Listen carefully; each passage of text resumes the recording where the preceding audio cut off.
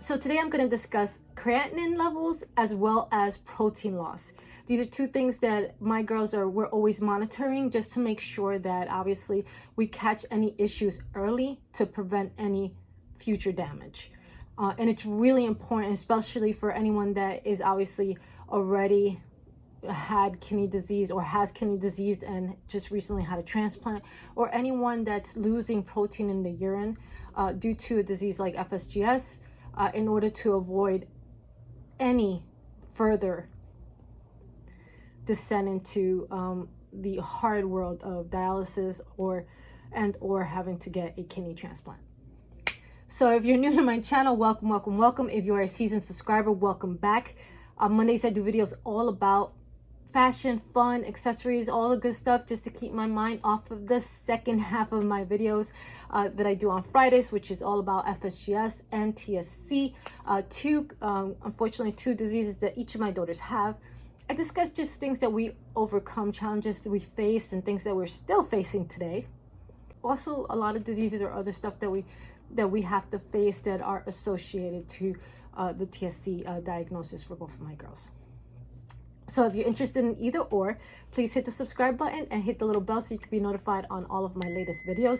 Also, please don't forget to hit that like button and comment below. Let me know how you're doing, even if it's just to say hi, because all of your support really helps me to continue to grow my channel and allow me to continue to post my videos. And I hope you are all having an amazing day. And let's get started. So last week, my oldest daughter told me that she had her blood work done. And when she had her labs done, they did see her creatinine go a little bit up. She was at 1.55, levels shot up to about 1.67. All of her other blood work, she checked, everything was looking good. So we were just trying to find out what could be causing that issue. She also had her tacro levels checked. So it's really important to just keep track of all your medication, especially on a consistent basis. She still goes every 3 months to get her labs, and then every 6 months she goes to physically see her doctors or her specialist that performed the kidney transplant in person, which is about 2.5 hour drive from where we're located. It is obviously, it's a long process. She typically goes the day before, stays out there, and then she ends up going to see her specialist, one right after the other. So it is good that she's able to do it that way. She doesn't have to keep going back and forth, going to see different specialists on different days. So that has been huge and beneficial for us. So when my oldest daughter went to go do her 6 month, she just went out there. They did all the tests, they did all the blood work, they checked her overall, and they said that her kidneys look great. Her kidney, looks great. So thank goodness, another day. Every day that she has is a blessing. So we do not take it for granted. It's really important that she continues to flourish and that we keep her on track to keep that transplanted kidney as healthy as possible, because we know here in our family how difficult it is not only to get a kidney or even get on the transplant list, just to try to manage on a day-to-day basis while on dialysis. It's very difficult. It's very overwhelming. It does test your will in every way. So it's really important for her to keep an eye on that. Now, she was feeling very weak, very exhausted. She did travel to go see family. During her time over there, she's been having severe anxiety attacks. She's been having just sometimes she gets overwhelmed, and very difficult for her to even just do simple tasks like walk to the train station, or just sit down, and having to go into very crowded areas. She has severe anxiety. So she did finally, after I've been beating that drum for quite some time, she finally found a therapist, which I'm really happy for her, because there's such a stigma with seeing a therapist that a lot of people tend to kind of steer away from it. They're so afraid.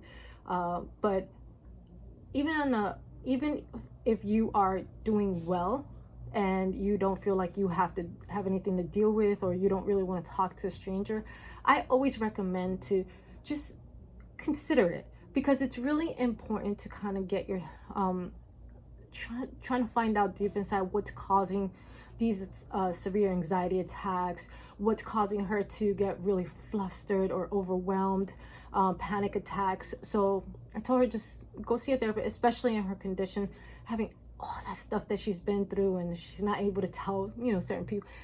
There's always those little things that you don't want to tell your mom, you don't want to tell your family because you feel either embarrassed or you just don't want people knowing. So I told her then, you know, go see a therapist, get those things out there and try to see if you can find ways to combat that severe anxiety. So that's what she's going to do.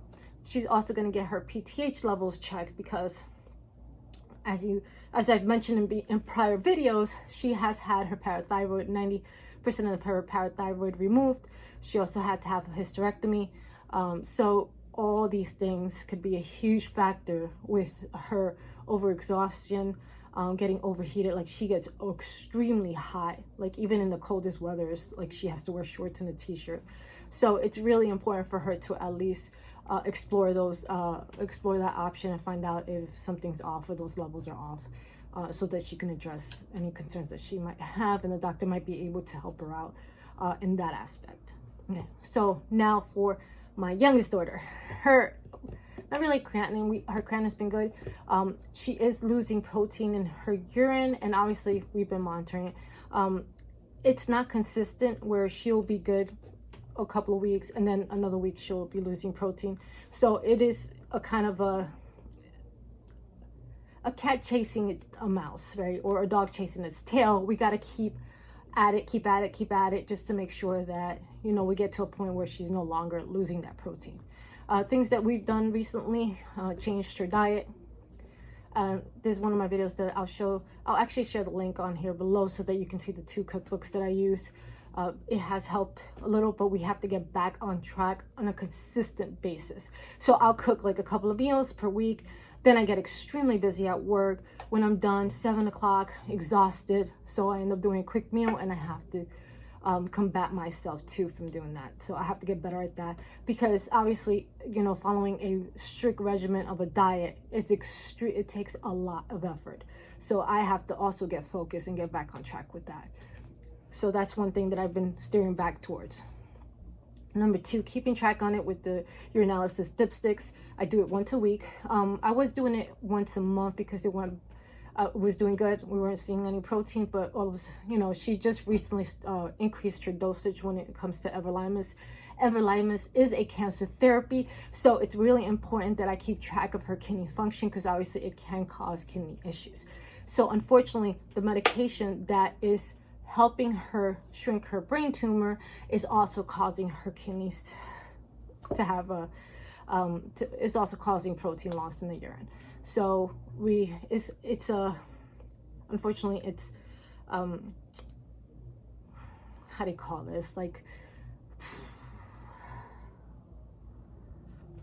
so the lesser of the evils, right?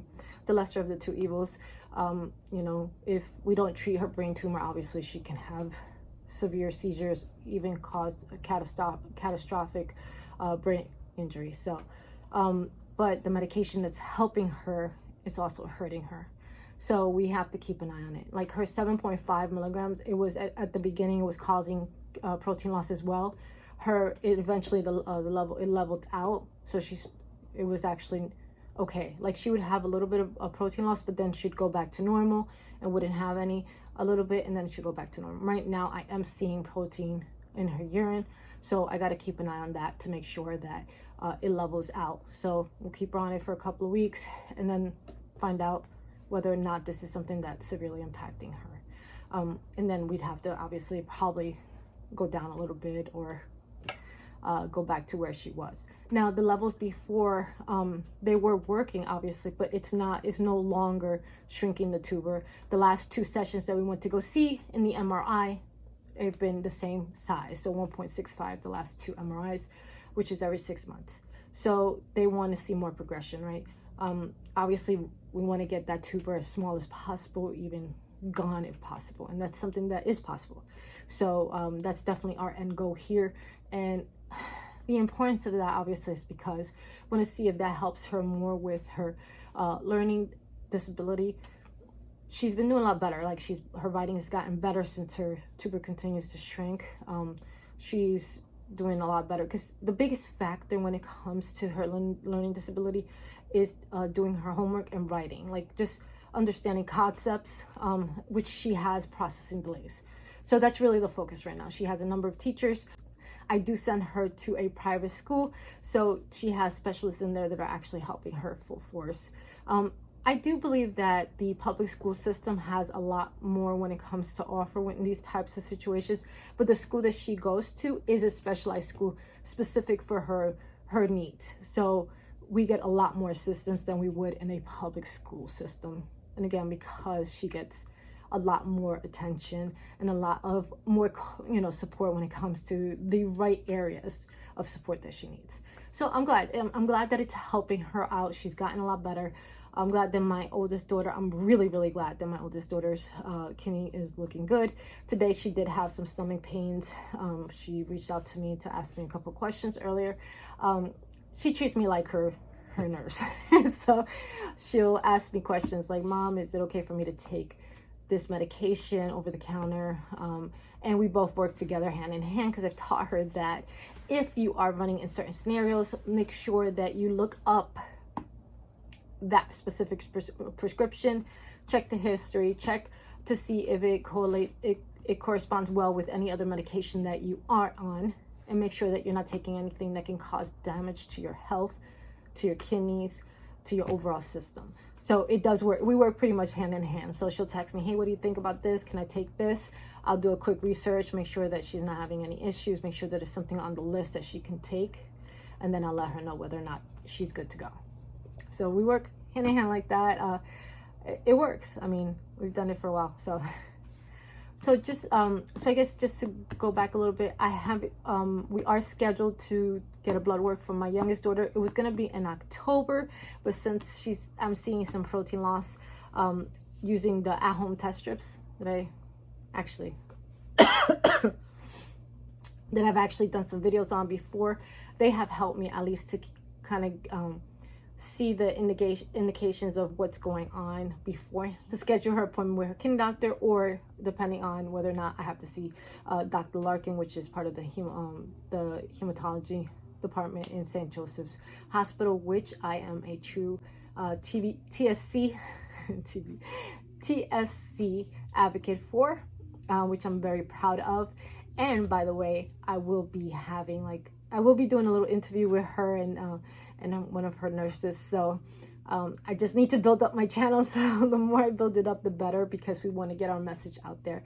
And it's so important that I get out this message for the moms and dads out there, or the aunts, the uncles, the sisters, the brothers that are dealing with these serious conditions on a day-to-day basis and don't know who to reach out to for support. So again, thank you guys for listening into our health issue of the week, which has been crazy. Oh, and by the way, I just wanted to shout out to my youngest daughter. Happy birthday, my baby girl. She just turned 16 yesterday, and I am so happy for her. And it's shocking to me that I have two girls that are no longer babies. I will always call them my babies, because they are. But I'm so excited about this new chapter in our lives and how well things have been going. I know that we have to face another protein issue with my youngest daughter, but I know that we'll get through it because we work together as a family, as well as we have amazing doctors that support us in every step of the way. So I'm really excited. I'm really happy. I'll keep you posted on how well our protein journey is going. I'll let you know what her numbers look like next week, and hopefully everything will go back to normal soon.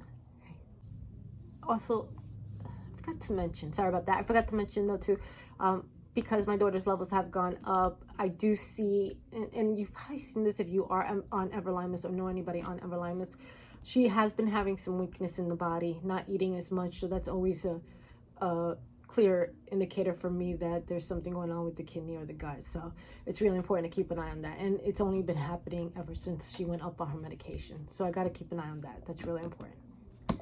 Anyway, let me let me let you go. And thank you so much, guys, for joining in and listening. And I appreciate each and every one of you guys taking the time out to check out my videos. It means a lot to me. And if you have any feedback or input or any questions about our journey, feel free to go ahead and comment. Please hit the little like button. Could definitely use, again, the support of the algorithm gods. And please hit the little subscribe button, hit the little bell so you can be notified on all of my latest videos. And please don't ever forget to focus through and evolve. Ciao.